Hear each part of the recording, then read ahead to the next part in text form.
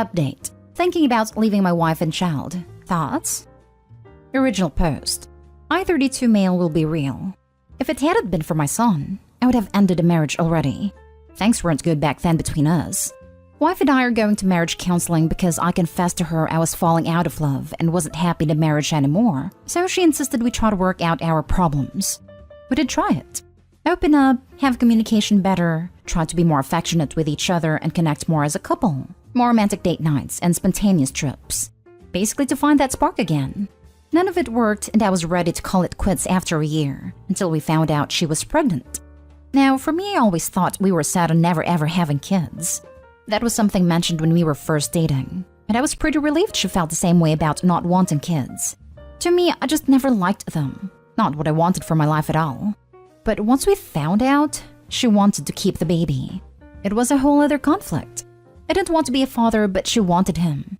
For a while, I kept bringing up the options of termination or maybe adopting, but in the end, that didn't go anywhere. Then I thought, okay, well, parents split up all the time even with kids involved. However, that just gave me a lot of backlash from everyone about what a nahal I am, because who even thinks about leaving their pregnant wife?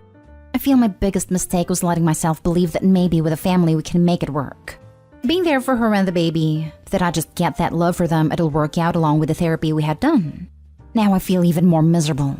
We have family time, date nights when we manage to get a sitter, free time to ourselves every other weekend if possible. I just hate it all.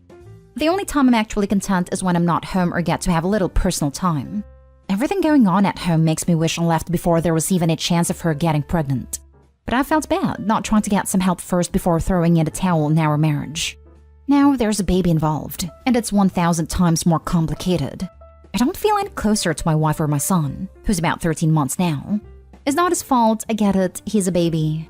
Right now it's been a lot easier to manage and thought by now I might feel closer to him. Sadly, I don't. Part of me just wants to pack my stuff and leave already. That part makes me feel horrible because I'm his father and would it feel right to leave him without one? Just don't know if I can be what they need me to be anymore.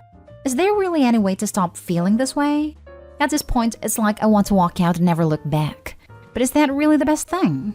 Edit. For those curious, we did not have unprotected action. Never wanted to end up in the scenarios where rubbers were always used and she said she was on birth control. That's how it always was in the years we've been together.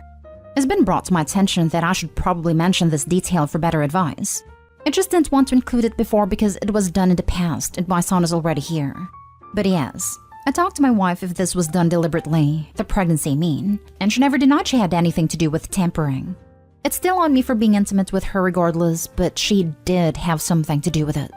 Like I said though, I didn't want to focus on that because my son is here anyways, and nothing could be done about it now. Now for the top advice before reading the update. You should leave. Your marriage should have ended years ago, and staying in a bad relationship just because of a baby is never healthy.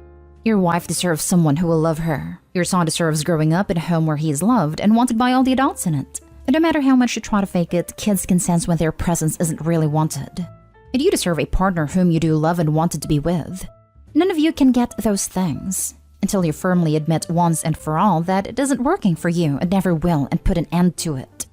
You can still be his father without living there, and a bit of distance might even improve your relationship with him because you would be happier with your life in general once divorced, and because it would allow you to spend time with him away from his mom, who you freely admit you haven't wanted to be with for years. Tell your wife it's over. If she wants to try counseling again, agree to going. But warn her that you will be informing the counselor up front that the marriage is over, and you're only there to help your wife come to terms with that fact. Move your stuff out, and file for divorce and at least visitation with your son. This is sound advice, thank you. I agree I should have walked out a long time ago before a kid was even in the mix. It was hard. Still is. Hope leaving the marriage does improve what I have with my son. The feelings I'm having right now are not what I want to be having years down the road with him, when it becomes more obvious. And get a vasectomy so you don't have to worry about this with any future partners. Get a divorce. I grew up in a house with parents who hated each other. They didn't fight, but they didn't engage with each other either. I also learned at a young age that my father never wanted children. It was a miserable way to grow up. It didn't help any of us kids. I was so grateful when they finally got divorced. Now as an adult, I have a great relationship with my father. It doesn't mean you have to be an absent father or a bad one, but that is your son and you'll have to decide how much of a relationship you want with him. As another poster stated, you may become a better father when you're out of the marriage. Staying helps no one. Did your relationship with your father improve because of the divorce or because you reached adulthood? Since I have heard some parents get along better with their kids once they're older and more mature. A lot of it was because I got older. I think it became easier for him to relate to me more as a teenager and adult than as a small child. He wasn't a terrible father, but he was clearly unhappy and that had a big impact on how he treated us kids. I firmly believe if they had divorced when I was a child, our relationship would have improved sooner. He may have resented us as kids, but it was made worse because he was also in a relationship he hated. It was a cycle. Once that was broken, things got even better. You can separate from her or even divorce her, but you are still legally and morally responsible for your child. The legal requirement is primarily financial. Even if you have your parental rights terminated, that does not lose you your financial obligations, unless you get someone else to adopt your child with her. But morally, you know you have an obligation to the child. Have you considered talking to a therapist about how you might get more attached to your child, whether or not you stay with your wife? Because these are two separate issues. To answer your last question, yes, I started seeing a therapist individually when my son was around 7 months. She's helped people who've suffered from PPD, and I've been talking to her about the things I'm going through with my son. That's something I've been working on for months, because I don't want him to feel that I resent him as he gets older. And now for the update. I almost forgot that I had posted this, but thought I should add an update after all the help. Things have been tough, but getting easier day by day. I left my wife, soon to be ex. It was rough. Needed to happen though. If I wanted things to improve for my son's sake, I couldn't let myself continue to be stuck in this marriage I wanted out of already. For those who suggested this way and why, you were right. It's helped a lot. Not so much the first few weeks. It was so new, and I didn't have a place on my own. For about a month, I stayed with family until I found a place for myself and where my son could also stay. My soon-to-be ex obviously didn't take this well. She's brought some family members on her side for abandoning my family. But I didn't abandon my son. When I spoke to a lawyer and got the paperwork started, we also got a temporary custody order to make sure I'd still have time with him. It's only 3 days out of the week, but we'll settle custody stuff as we go through the divorce proceedings to get more time with him. Honestly, the time away really has boosted me up in ways I couldn't imagine. When my son is with me now, I feel lighter. Not trapped like I felt back then, and I know in my heart I can't ever not be in his life. No matter how he came to this world or what she did, he's innocent in this. Still seeing the same therapist, and I've been more open about my past to really get to the root of my actual issues in regards to the disconnect I had been feeling with my son. Since some of you really encouraged me to be honest to my therapist about what happened. Feels like there's been lots of improvement, and it makes me so hopeful for the relationship I can have with him in the future. He is still so little, but I know there's time to learn to be the dad he needs me to. Thank you so much to all of you here who took the time to really give me solid, amazing advice.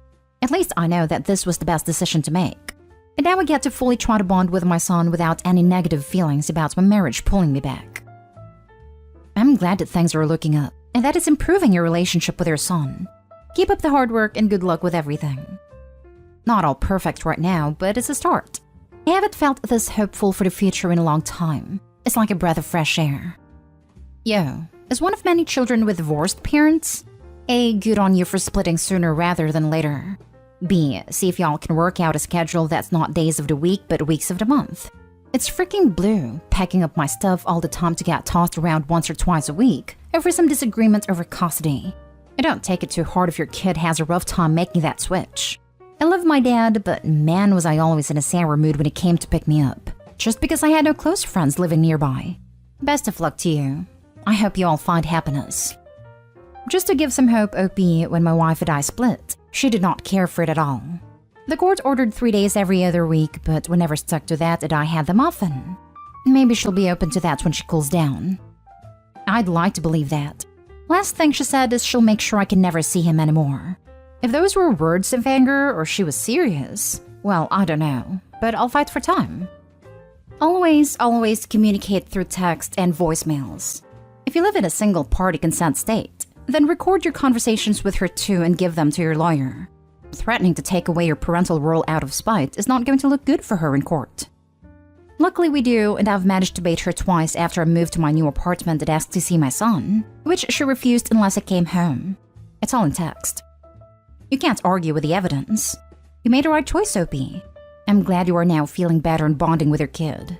Keep it up. This is a place I was afraid I'd never manage to get to, but I'm happy that I did. It's not perfect, and there's still issues that need to be worked on further. But the fact that I can actually play with my son and hold him and think, God, I love this kid, it's so much better than where my head was a few months ago. Now for the last story.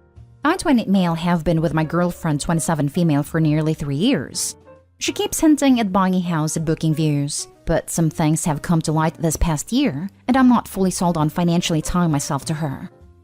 At the start of this year, my girlfriend turned her notifications off on her WhatsApp and Snapchat applications. When I had hovered over her shoulder, I saw that she was messaging someone. Let's call him Harry. After catching her at the right moment, as in just scrolling past a photo of Harry on her Facebook feed, I casually said, "Who is that?" Since she didn't know I knew she was messaging him, it came across as a random question. After I asked her the question, she started reeling off how he was obsessed with her in school and asked her out multiple times over the course of 5 years. Obviously, this didn't sit right with me because Harry's single, and if he was obsessed then, he probably is now. Plus, their conversations clearly aren't PG in my eyes, as it warranted her to turn off notifications on the apps she was talking to him on. To cut this story short, I snooped on her phone and found that she had deleted both chat logs on both apps. But I found something else that worried me. During our dating period, we had visited all different places like York, lakes, and even glamping. So I can say we were pretty obviously exclusive, especially since we deleted our dating apps.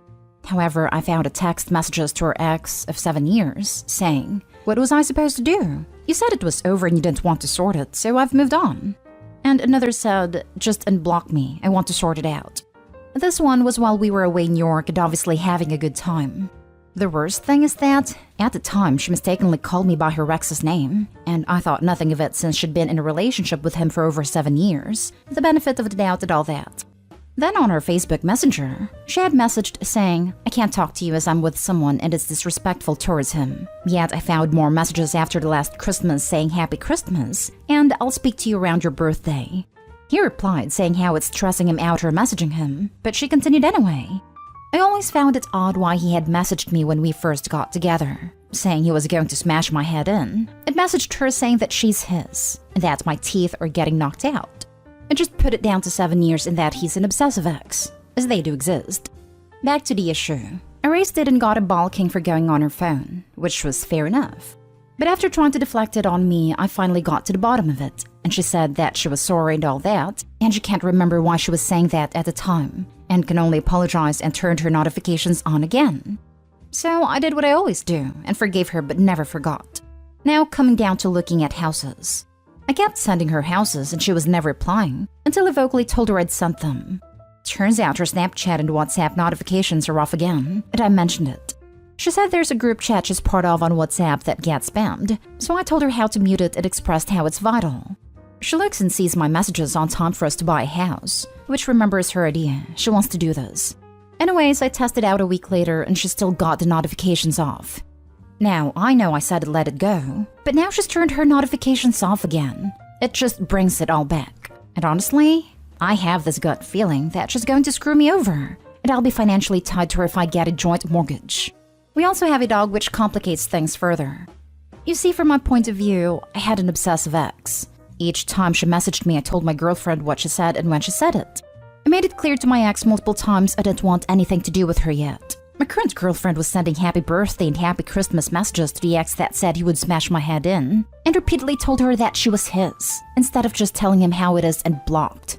I know the messages were from nearly 3 years ago, and I know the other messages were just happy birthday and happy Christmas last year, but it's also the stuff with Harry, which I never mentioned, but I gathered it was something she shouldn't have done, since she made a point of deleting the conversations.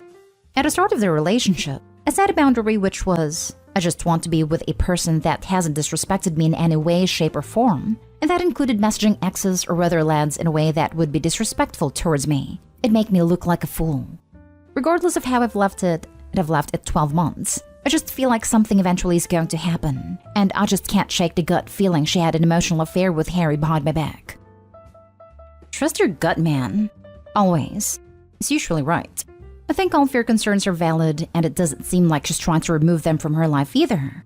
The fact that he threatened you and she sends him Christmas messages and birthday messages is enough BS for me to call it quits. And honestly, even if you're wrong, you clearly don't trust her. You shouldn't be in a relationship with someone you don't trust, much less buy a house with them. Accountant here. Don't buy a house with someone you're not married to. That is all. Yeah, this.